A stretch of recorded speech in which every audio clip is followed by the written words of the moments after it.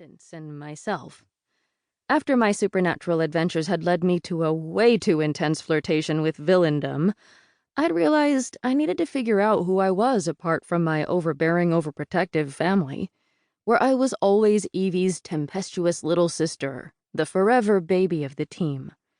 And then this potentially thrilling new job had come along, promising actual demon hunting and the kind of on-the-ground research I adore, not to mention the chance to work with Dr. Kaya Lana, founder of the DRG and owner of one of the biggest, coolest brains in the demonology field. And honestly, in the world. At last, I'd be on my own for the first time in my entire life, doing stimulating work that spoke to my very soul, and figuring out what kind of superheroine I wanted to be. "You've got this, BB," my best friend Leah Kim had said right before the move. Like a butterfly emerging from its chrysalis, Bea Tanaka 2.0 is going to be epic. Confident in her abilities of emotional projection, kicking ass in her scintillating new job, and definitely not heading down the nefarious evil villain path at all. I appreciated her vote of confidence, and thus far my efforts hadn't been going too badly. Unlike my little Christmas tree self, I was doing my best to not make a scene everywhere I went, to finally blend in. Of course, there were still moments wherein this was an epic challenge. Take today, which started off as a gloriously peaceful morning, then quickly devolved into the kind of chaos I'm generally known for.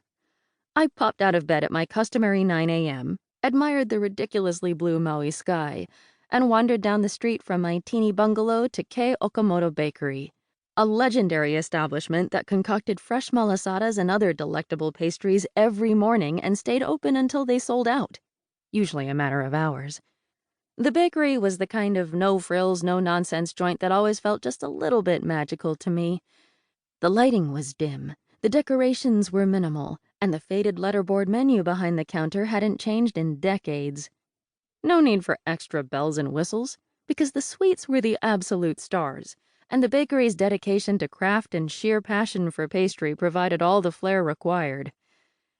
I was waiting patiently in line with my friend Keala, like I did every morning. Said line was already out the door, but no one was in any hurry.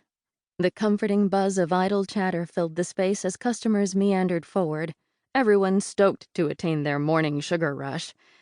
The humidity in the air was already strong enough to make my untamable snarl of hair cling to the back of my neck, but I barely noticed.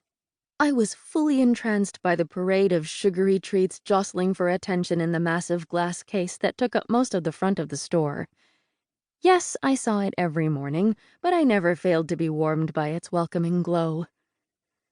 Ah, the cream puff, I breathed reverently, studying the pile of fluffy golden-brown delicacies that had been placed front and center this morning. Why have I never considered the potential majesty of the cream puff? Maybe I'll try that. You had one guava malasada the day you arrived and never looked back. You were all pow, Keala countered, her eyebrows disappearing under her fall of choppy reddish-brown bangs.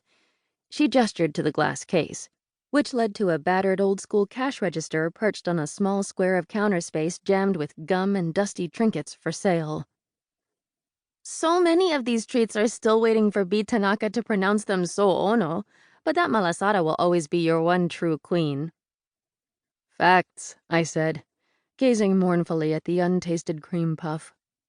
Sorry, cream puff, but the contrast between donut-y sweetness and that signature tang of guava jelly is an unreal level of perfection, and I must pay tribute whenever I can.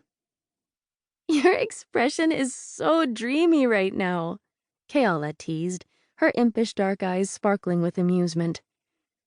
I love that you've maintained a passion for the guava malasada, even after ingesting approximately 5 million of them.